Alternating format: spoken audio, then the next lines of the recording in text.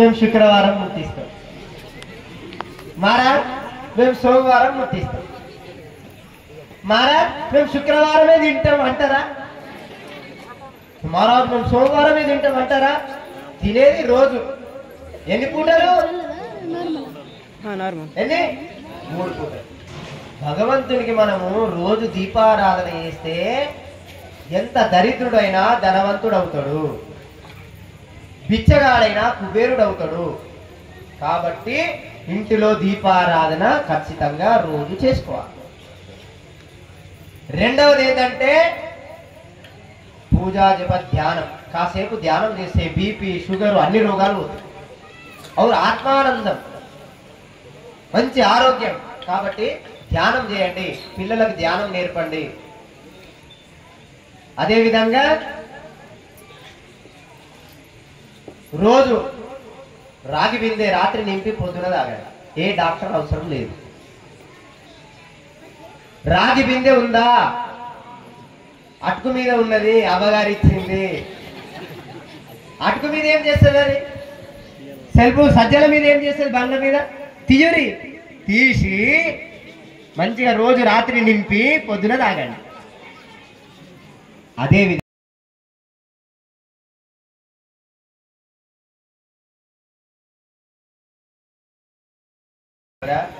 అల్లూరి సీతారామరాజు లాగా, లక్ష్మీబాయి లాగా కావాలని మీరు ఏం చేయండి అంటే వాళ్ళకు ఒక మంచి కథలు, వాళ్ళ స్టోరీలు వినిపియండి, వాళ్ళ చరిత్రను వినిపియండి. అది చూడు, సీరియల్ వస్తుంది, అదే చూడు. ఈ తల్లి అదే సీరియలు, పిల్ల అదే సీరియలు, తండ్రి అదే సీరియలు. లాస్ట్కు ఏమవుతుంది అంటే అలా మైండ్ సెట్ మొత్తం అవే తయారైతుంది. ఏ సీరియల్ అన్నా ఒక్క పిల్ల ఉందానికి మళ్ళీ 2 పిల్లలతో సీరియల్. అది మళ్ళీ అత్త కూడలకు లొల్లులు అన్న, ఎట్లా పంచాయతీ, ఎట్లా లొల్లులు.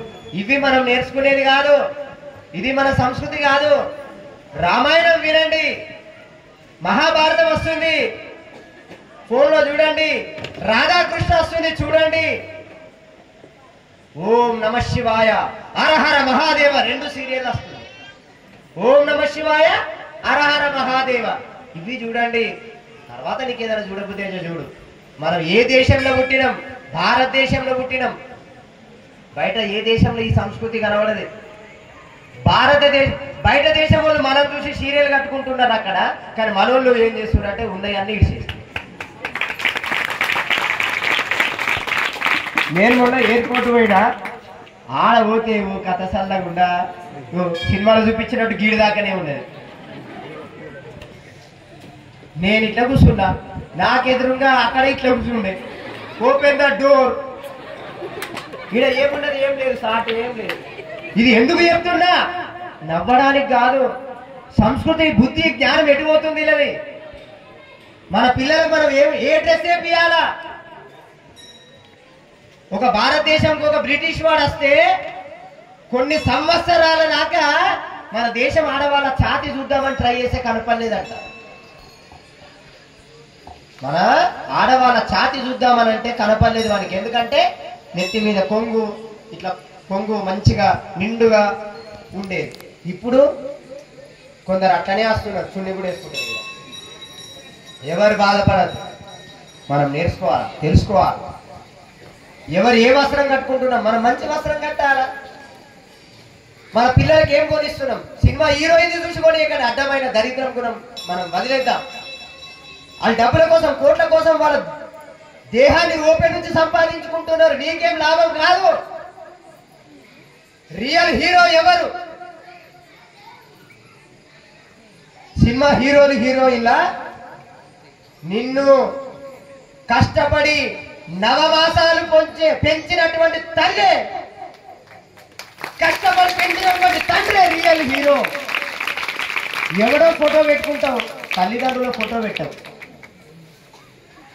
ఆలోచించండి. డీపీలలో ఎవరిదో పెడతాడు, తల్లిదండ్రులు పెట్టాడు. మరి రియల్ హీరో ఎవరు? నీ తల్లిదండ్రులే. మరి పిల్లలకు సినిమాల డ్రెస్సులు వేయకండి, వేస్తే నిండు డ్రెస్సులు వేయండి. కానీ కొన్ని గలీజ్గా ఉన్నాయి డ్రెస్సులు, అవి మాత్రం దయచేసి పిల్లలకి వేయకండి. ఎందుకంటే మన ధర్మాన్ని మనం కాపాడుకుందాం, మన ధర్మాన్ని మనం రక్షించుకుందాం. మరి నా ధర్మాన్ని నేను కాపాడుకోవాలంటే మనం ఏం చేయాలా? ఇంట్లో సిద్ధాంత శిఖామణి ఉన్నదా? భగవద్గీత ఉన్నదా?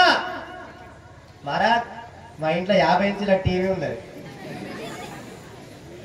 మహారాజ్ మా ఇంట్లో ఐఫోన్ ఉన్నది 1,00,000. అరే భాయ్, నీ ఇంట్లో ఐఫోన్ ఉంటే నాకేం అవసరం, 50 ఇంచుల టీవీ ఉంటే నాకేం అవసరం? నీ ఇంట్లో భగవద్గీత ఉన్నదా? నీ ఇంట్లో సిద్ధాంత శిఖామణి ఉన్నదా? నీ ఇంట్లో రామాయణం ఉన్నదా? మరి దీనికి 1,00,000 పెట్టే అవసరంలే, 1,000 పెట్టే అవసరంలే.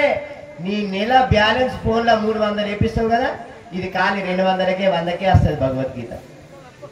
మరి మన దగ్గర ఏముండాలా? మనం తల్లిదండ్రులం ఆలోచించాలా. మా ఇంట్లో కారు ఉంటే సరిపోదు, మా ఇంట్లో బైక్ ఉంటే సరిపోదు, మా ఇంట్లో బండి ఉంటే సరిపోదు, మాకు బంగ్లా ఉంటే సరిపోదు, భూమి ఉంటేనే సరిపోదు. నువ్వు అవన్నీ ఇచ్చినవి లాస్ట్కి వీనికి ఉండాలంటే సంస్కారం ఉండాలి. ఫస్ట్ నువ్వు ఇచ్చిన కోట్ల ఆస్తి కూడా ఉండాలంటే వీని దగ్గర ముందు మంచి గుణం సంస్కారం ఉండాలి. అవి ఇచ్చినాక వీని దగ్గర సంస్కారం లేదనుకో, ఆడు తాగుడు బుక్కుడు తందనాన్న మా దగ్గరికి వచ్చి అయ్యా వాళ్ళు బాగా ఏడుస్తున్నారు.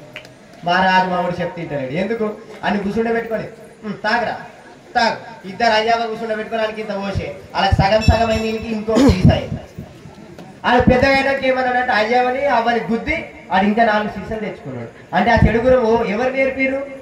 నువ్వు నేర్పినవు. కాబట్టి ఇది కాదు, తల్లిదండ్రులు మంచి సంస్కారం నేర్పాలా. అదేవిధంగా అమ్మవారిని నమ్మిన వారికి సొమ్ము, కాబట్టి నమ్మండి. ఆ అయ్యవారు అమ్మవారు ఆ శివపార్వతుల యొక్క నీకు అమ్మని నమ్ముకున్నావంటే 100% ఏదో ఒక రకంగా వస్తుంది. అది నాకు అనుభవం. ఆ తల్లి ఏ రూపంలో వస్తుంది ఎక్కువ అంటే చిన్న పిల్లల రూపంలో మరియు ముసలి వృద్ధ వయస్సు లోపల ఎక్కువ వస్తుంది. అదేవిధంగా బీద పరిస్థితులు ఉన్న దేశంలో వస్తుంది. ఎవరికి వచ్చి ఇంటి దగ్గర అమ్మా ఆకలి అని ఎవరన్నా అడగడానికి వచ్చిరనుకో, గరం గరం పొయ్యి మీద అన్నమైనా పోయిరా పోయింటే కాలేదు, పోయిరా మరల కొట్టకండి. నీకు ఎంత తోస్తే అంత ఏదన్నా ఒక అన్నం. ఎవరు ఇంటికి బిచ్చగాడు అని కానీ ఎవరన్నా కానీ అడుక్కునేవారు వస్తే నేను అదృష్టం అని భావించండి, దానం చేసుకోండి. మీరు మీ అంత అదృష్టవంతులు లేరు మీ ఇంటికి అడుక్కునేవాడు వస్తే. కానీ ఆ దానం కూడా ఎవరికి చేయాలనేది ఇంకా ఉంది, అది వేరే సబ్జెక్టు. శాతనైనలకు కాకుండా వృద్ధులకు అట్లా. సరే, దుర్గా భవాని మాతాకి, జగదంబ మాతాకి, హర్ హర్ హర్ హర్ జై మహాదేవ్, జై జై మహాదేవ. మాకు కూడా ఒకటే పూట భోజనం ఇంకా చేయలే, ఆకలి అవుతుంది. మరి ఏడ ఏర్పాటు చేసిందో గణేష్ మహారాజ్ గారు. సరేనా? గట్టిగానే భవాని మాతాకి జై, భవాని జై, భవాని హర్ హర్ జై మహాదేవ్, జై మహాదేవ్. ఓం శాంతి శాంతి శాంతి శాంతి.